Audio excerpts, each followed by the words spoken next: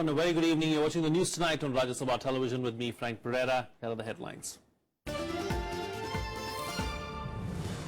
Prime Minister Narendra Modi replies to the debate on the motion of thanks on the President's address in the Lok Sabha, mocks the Congress as he defends his government's achievements.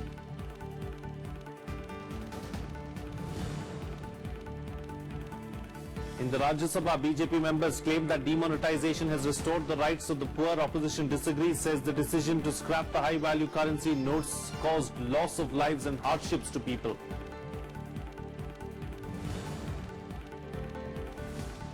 Amid allegations of foul play in the death of former Tamil Nadu Chief Minister J. Jayalalitha, suspense mounts over the swearing-in of V.K. Shashikala as the next Chief Minister of Tamil Nadu.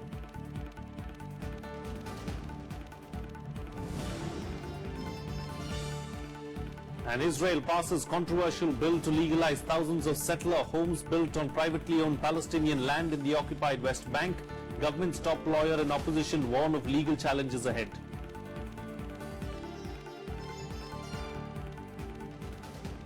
Prime Minister Narendra Modi replied to the debate on the motion of thanks on the President's address in the Lok Sabha on Tuesday. His main target was the Congress party as he defended his government's achievements. In his reply, the Prime Minister defended the decision of demonetization and early budget and the merger of the rail budget with the union budget. In his reply to the debate on the motion of thanks on the President's address, the Prime Minister responded to each and every charge made by the Congress party. Defending the demonetization decision, he said that it was not taken in haste. He linked it to the fight against black money, saying the note ban was a part of the fight. आप देखिए हमारे देश में साल भर में जितना व्यापार होता है, करीब करीब उतना ही व्यापार दिवाली के दिनों में हो जाता है। यानी 50% दिवाली के दिनों में, 50% साल भर। एक प्रकार से पूरा उद्योग, व्यापार, किसानी सब काम दिवाली के आसपास उसकी पीक पर पहुंच जाता है। उसके बाद नेचुरल लल पीरियड हमारे देश में हमेशा होता है। दिवाली के अलावा दुकानदार भी 15-15 दिन बंद रख करके बाहर चले जाते हैं, लोग अपने आप घूमने। ये प्रॉपर टाइम था कि जबकि सामान्य कारोबार ऊंचाई पर पहुंच गया है, उसके बाद अगर 15-20 दिन दिक्कत होती है और फिर 50 दिन में ठीक ठाक हो जाएगा। और मैं आज देख रहा हूं कि जो मैंने हिसाब किताब कहा था उसी प्रकार से गाड़ी चल रही है। The Prime Minister also defended his government's decision of presenting the union budget earlier than usual, saying it was a well thought out one. Bharat एक कृषि प्रधान देश है। हमारा पूरा आर्थिक कारोबार कृषि पर आधारित है। हम मई में करीब करीब बजट की प्रक्रिया को से पार निकलते हैं और 1 जून के बाद हिंदुस्तान में बारिश आना शुरू हो जाता है। 3 महीने तक बजट का उपयोग होना असंभव हो जाता है। एक प्रकार से हमारे पास कार्य करने का समय बहुत कम बच जाता है और जब समय होता है तब आखिरी दिनों की जो पूर्ति करने के लिए हम जानते हैं, हर सरकार जानती है कि दिसंबर से मार्च तक किस प्रकार से बिल कटते हैं और किस प्रकार से रुपये खर्च किए दिखाए जाते हैं। The Prime Minister also slammed Mallikarjuna Kharge, the Congress leader who took the government to task in his speech on Monday. खड़गे जी ने कहा कि काला धन हीरे जवाहरात में है, सोने में है, चांदी में है, प्रॉपर्टी में है। मैं आपकी बात से सहमत हूं, लेकिन ये सदन जानना चाहता है ये ज्ञान आपको कब हुआ? 1988 में आपने बेनामी संपत्ति का कानून बनाया। आपको जो ज्ञान आज हुआ है, क्या कारण था कि 26 साल तक उस कानून को नोटिफाई नहीं किया गया? क्या कारण था उसको दबाव करने?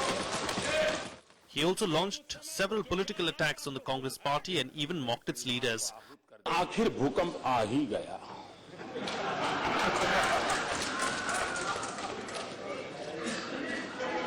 मैं सोच रहा था कि ये भूकंप आया कैसे, क्योंकि धमकी तो बहुत पहले सुनी थी।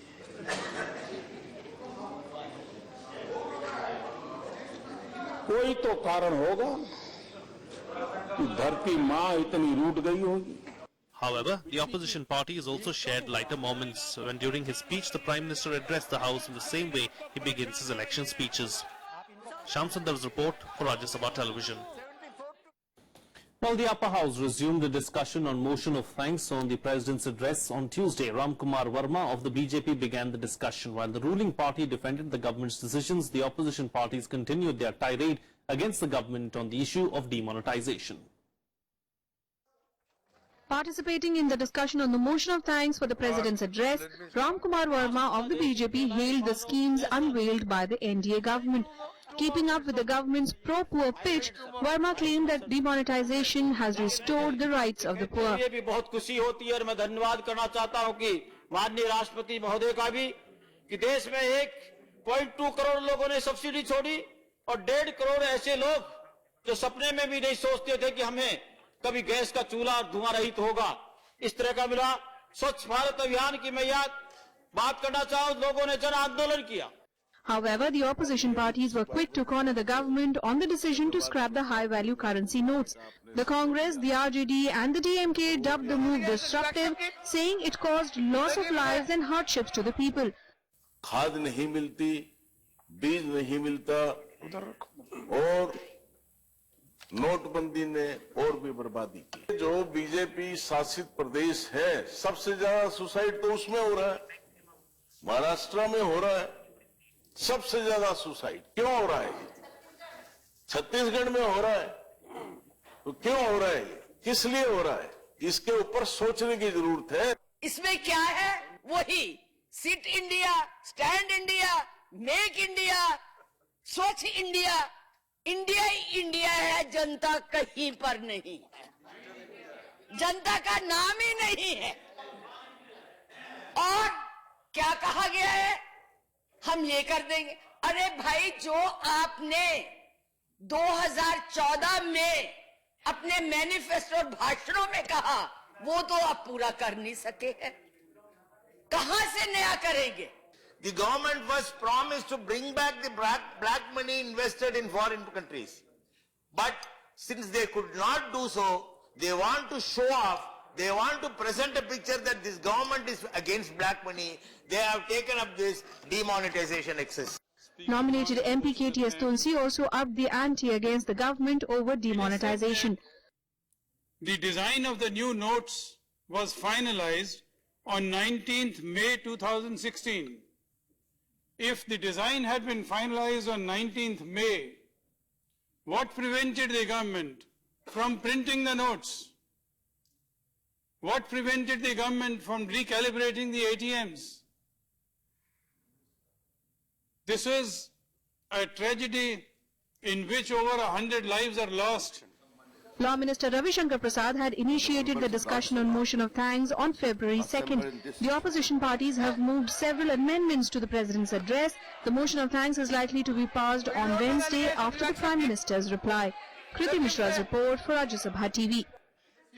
Well, amid allegations of foul play in the death of former Tamil Nadu Chief Minister J. Jayalalitha, suspense mounted over the swearing-in of VK Sashikala as the next Chief Minister of Tamil Nadu. Reports started that Governor Vidyasagar Rao was taking legal opinion on Shashikala taking over the post in view of the disproportionate assets case against her.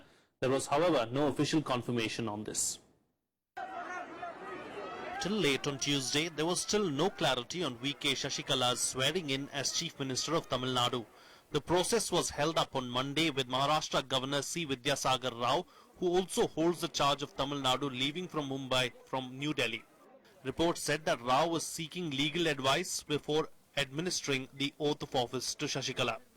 Total unanimity in the party.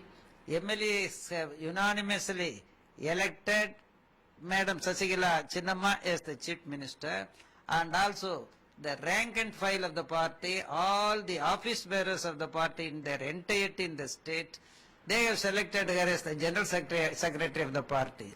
On Sunday, VK Shashikala replaced O. Pannirselvam as the leader of the ruling AIADMK legislature party. This was followed by Pannirselvam sending his resignation to Governor Rao, which was accepted.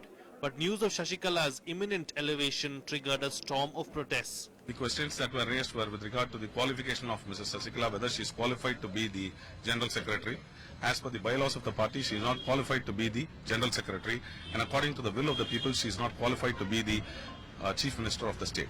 There is no dispute that she is the nominee of the majority party in the assembly. So he should have immediately administered the oath of office to her rather than have a caretaker chief minister and gone and acted according to the constitution. I am sorry to say that the governor has flouted the constitution. On Monday, the Supreme Court indicated it could deliver a judgment soon in a disproportionate assets case against Shashikala. A conviction after being sworn in could result in Shashikala having to step down as Chief Minister. So I don't know why this confusion, whether the ADMK is bungling on the date or without consulting the governor, had they made arrangements, is the only question which we have to see. It's very unfortunate in Tamil Nadu that in the last 2 years we had 5 swearing in of chief ministers, and we don't want another one, 6th one next week as well. So it is completely not to be, and the people are upset. General public are not accepting, except 200 people in ADMK, that is the MLAs and the MPs. Nobody in ADMK also wants her to come. A PIL was also filed in the Supreme Court seeking to restrain Shashikala from being sworn in as the Chief Minister. The PIL claimed that if she was convicted in the DA case, there could be law and order problems in the state. Constitutional provision is challenged in this case. The constitutional provision permitting a non-member of Legislative Assembly to become Minister or Chief Minister is misused by the corrupt people who are in power, who are the parliamentarian. 61-year-old Shashikala Natarajan has never contested an election. The former video parlour owners association with Jayalalitha is the main reason attributed to her rise within the party. The Supreme Court said it would give its verdict next week in the 66 crore rupees corruption case against her. Bureau Report, Rajya Sabha Television. Well, let's now get you the latest from the ongoing assembly elections in verdict 2017.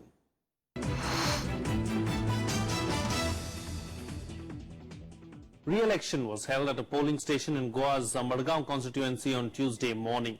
Polling booth number 8 at the government primary school in Ake, Madgaon had reported technical problems on the election day on February 4th.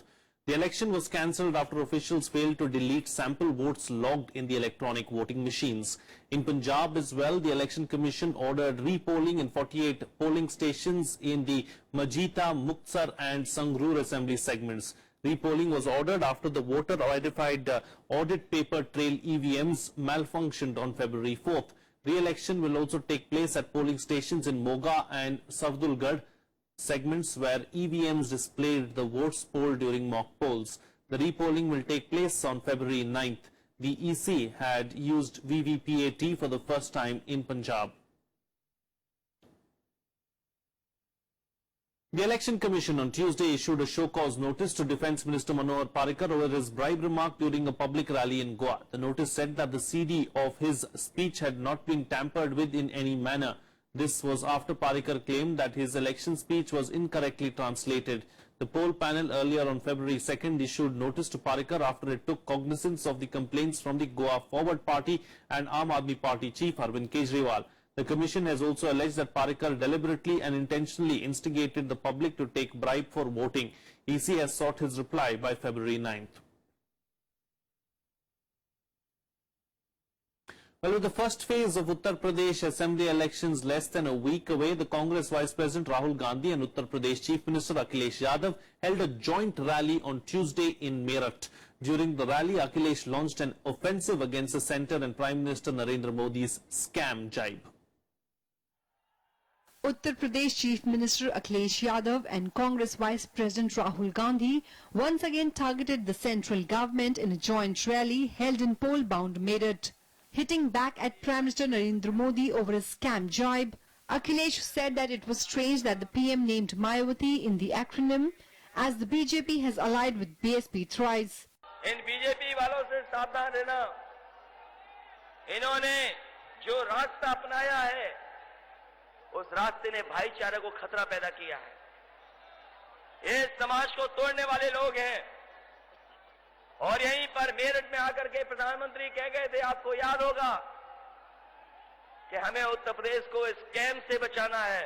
तो scam का मतलब था समाजवादी, कांग्रेस, अखिलेश, और मैंने कहा भाई हमारी बुआ का नाम क्यों जोड़ दिया, ये बताओ पहले तो।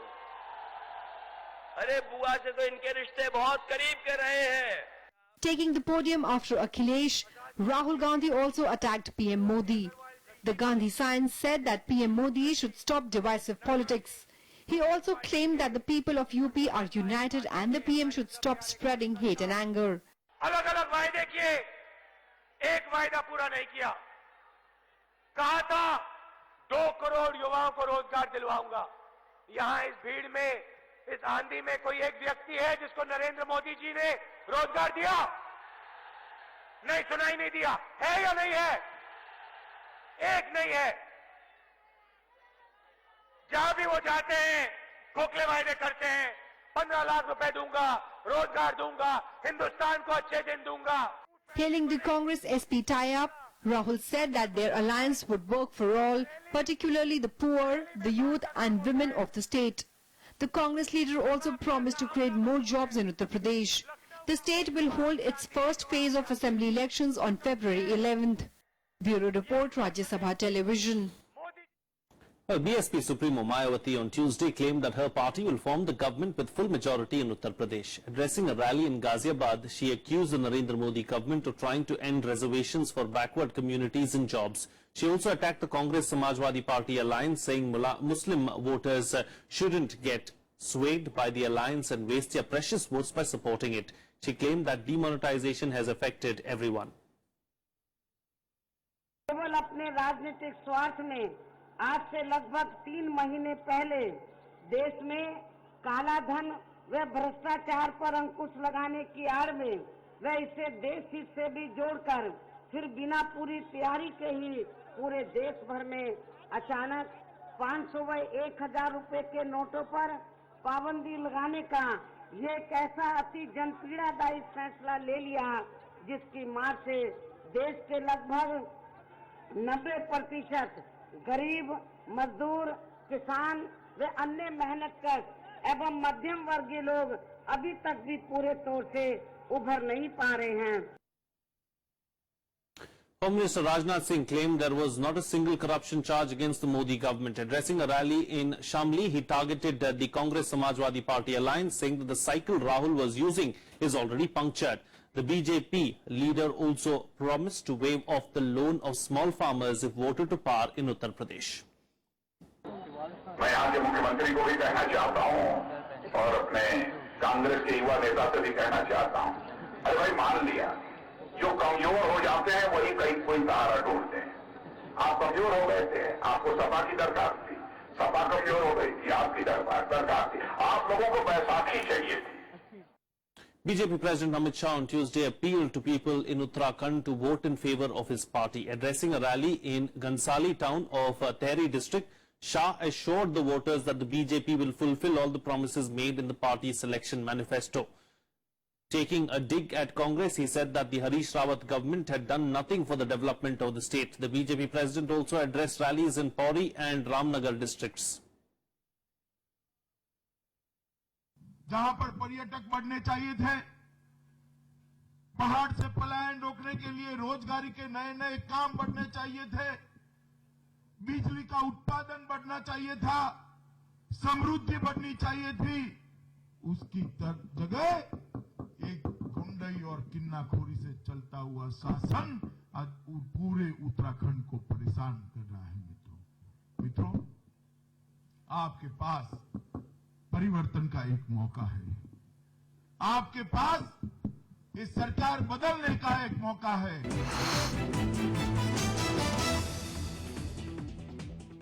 Let's now get you a roundup of news from across the country and nationwide. A special team of the Nepal police arrested one of the key suspects of the Indore-Patna express train derailment that took place in Kanpur last year, killing 140 people. Shamshul Huda is a suspected ISI operative and a key accused in the case. He was arrested along with 3 others from Tribhuvan International Airport in Kathmandu after being deported from Dubai. The Supreme Court today refused to pass any order on a writ petition seeking a ban on jokes on Sikhs. The court also argued that even if any order was passed, it would be impossible to implement it. The writ petition argued that the Sikh community also needed a vigorous law, just like the scheduled castes and scheduled tribes, to protect themselves from being the butt of jokes. The apex court, however, pointed out that making laws was under the realm of the legislature.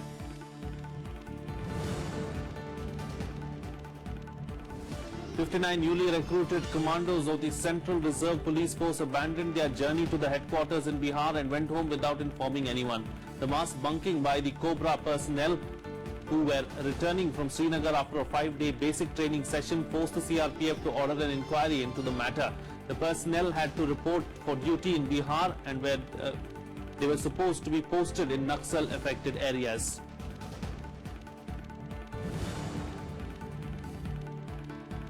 Former Coal Secretary H.C. Gupta was today granted bail by a special court in Delhi in connection with the case related to alleged irregularities in allocation of Chhattisgarh-based coal block to SKS Ispat and Power Limited. Besides Gupta, who is already facing prosecution in over 7 cases related to the coal scam, the court also granted relief to 6 other accused officers on 1 lakh personal bail bond and 1 lakh security amount.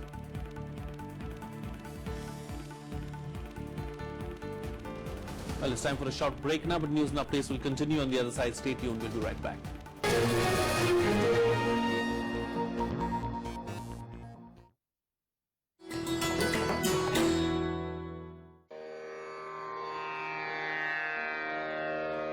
The sacred relics of Buddha were unearthed in Piprava in Uttar Pradesh.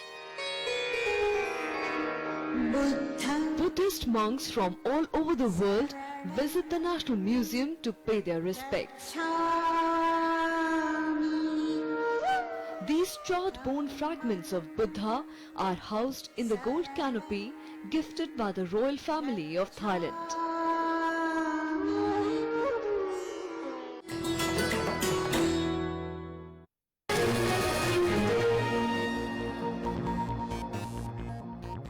Welcome back. You're watching Rajya Sabha television. Well, Israel approved a controversial settlement expansion bill which seeks to retroactively legalize thousands of settler homes built on private Palestinian land in the occupied West Bank. Palestine has slammed the bill legalize theft of their land and has urged the international community to impose sanctions on their neighbors over the new law. Israel on Monday passed a controversial bill retroactively legalizing thousands of settler homes built on privately owned Palestinian land in the occupied West Bank. The Israeli parliament voted 60 to 52 to approve the contentious bill late on Monday, despite warnings by the government's top lawyer and the opposition. אל תיתנו ידכם לחוק המטורף הזה שמאיים להרוס את הדמוקרטיה הישראלית, את מעמדה הבינלאומי של ישראל, מאיים על מפקדי צה"ל, מאיים על קברניטי המדינה ופועל בניגוד מוחלט לדעתו של היועץ המשפטי לממשלה. Palestinians slammed the new law as a means to legalize theft of Palestinian land and a move to deny them statehood. I think it's a horrible law.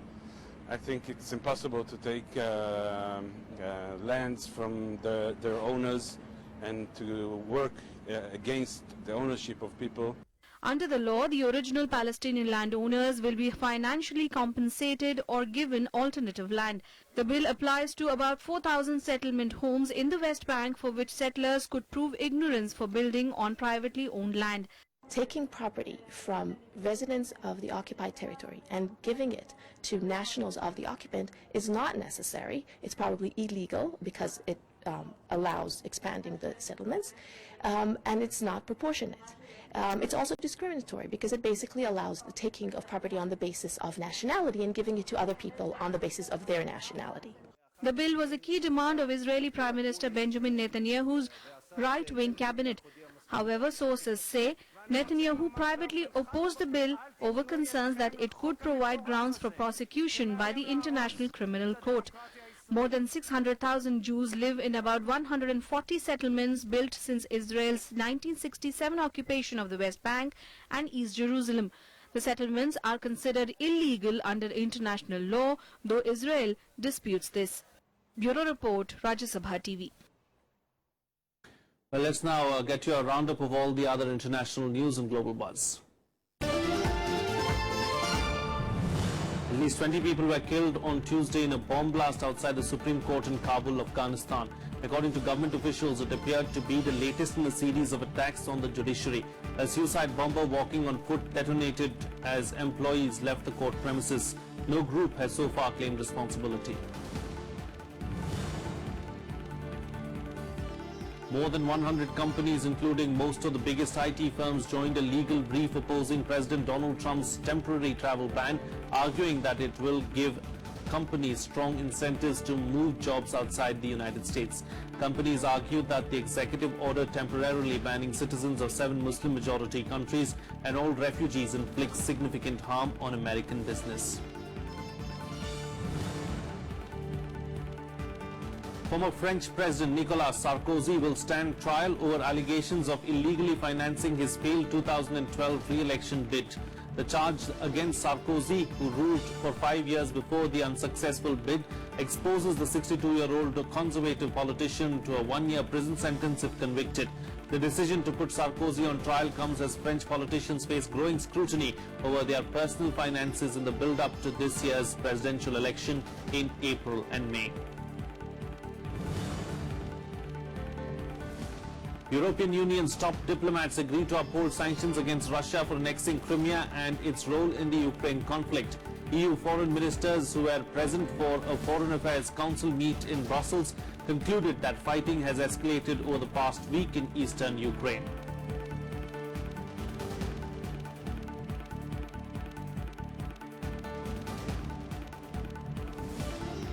And finally, here's a roundup of some sports news in Sports Beat. Shuttler Rituparna Das claimed the women's singles title in the 81st Senior National Badminton Championships tournament in Patna. Second seed Rituparna beat 9th seed Reshma Karthik in straight sets 21-12, 21-14. In women's doubles event, the pair of Aparna Balan and Prajakta Sawant clinched the title. Alistair Cook resigned as England Test captain on Monday after leading his side for a record 59 matches. Cook, who is also England's leading scorer in Tests, became captain in August 2012 and led his country to Ashes glory on home soil twice, as well as series wins in India and South Africa. Italy defeated defending champions Argentina to advance to the quarterfinals of the Davis Cup, where the tie locked at 2-2. The fifth and final match saw Fabio Fognini come from 2 sets down to defeat Argentina's Guido Pella 2-6, 4-6, 6-3, 6-4, 6-2 to take his country alongside the likes of Great Britain, Serbia and France. Russia will miss this summer's World Championships after athletics' governing body voted to extend their suspension from international competition for state-sponsored doping. IAAF said Russia was unlikely to be reinstated before November. However, some Russians may be able to compete under a neutral banner if they can satisfy testing criteria.